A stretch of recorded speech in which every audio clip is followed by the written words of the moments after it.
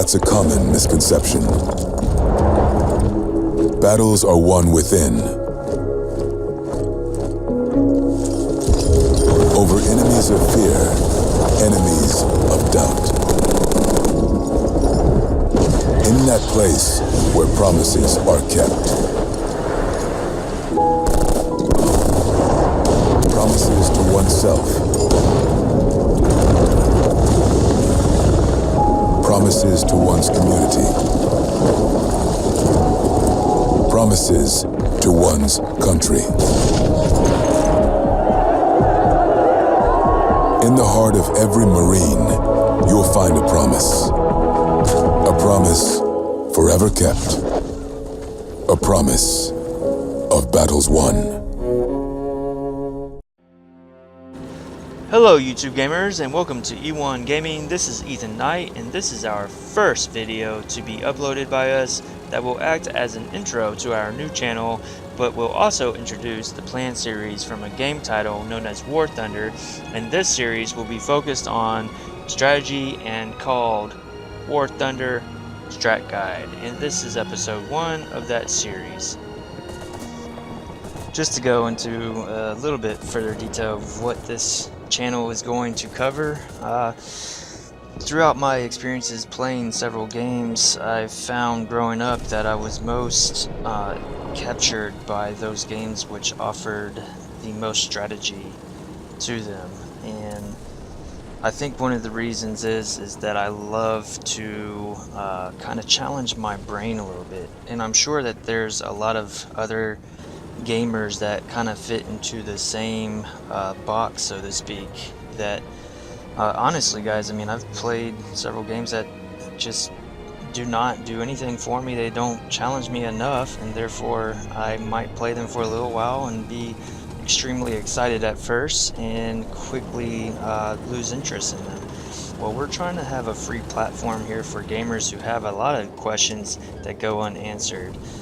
In this game with War Thunder, they have a pretty serious tech tree and system that goes along with the game, and they market the game as being free, although as a new player you will quickly find out that when you're trying to grind through the ranks and have a lot of questions that have remained unanswered, that a lot of times you find yourself with the question, do I spend money to unlock something, or do I spend money to buy golden eagles or for a certain pack that's coming out? Maybe you've been waiting for certain vehicles to come out and they're offered as premium to players. What I like most about this game with War Thunder is its tech tree and how much really has been put into it, in the sense of, you know, today guys, we have a lot of games, especially apps on the phone, are very much geared towards this, the grinding aspect of the game. Call of Duty, big titles like that are all geared towards this aspect, and games that come out as big titles that lack this sort of thing are found out that a lot of players it will not hold their attention unless there's something to unlock, feel rewarded with, and that sort of thing. And so a lot of the game makers had focused their strategy on this, and as well as their marketing, and these, you know, guys, honestly, they deserve to get paid for their hard work in creating games like this, but I have to applaud War Thunder and their sort of system that they have kind of created in the sense of trying to create a game with that sort of aspect and the grinding that goes along with it. Although as you grind more and more, just like any game, it becomes harder and harder to unlock things. Now, you can spend a lot of money on War Thunder, but that really depends on you as a player, and so in this game we would like to focus on best ways to grind. I have spent personally a lot of money in War Thunder, especially because of frustrations and things like that, where I just didn't see the value of maybe a vehicle that I wanted to skip over to get to the next video in line. And besides all these things though, guys, Gaijin has so much more to offer us, and you know, this is still just not even considered to be a finished game, and therefore, you know, there are plenty other plans to release new updates. They have done pretty well so far. One of the biggest updates that players have been waiting for many years now has been the naval forces and the naval tech trees, and I'm sure that's going to be a huge release. But Gaijin has really stepped up their game, even bringing players into the sense of, you know, when players have been playing for so long, they almost have nothing else to unlock. Gaijin has been throwing in some modern tanks there, and that just keeps people more kind of in tune into the game and keep coming back for more. So I think that's another huge success on the part of the strategy and marketing of Gaijin. I've really enjoyed the game a lot, and have found that I had many questions though starting out, and nobody was really answering it, at least not in the video format like this. Maybe people are doing it, but again, they're probably charging for it.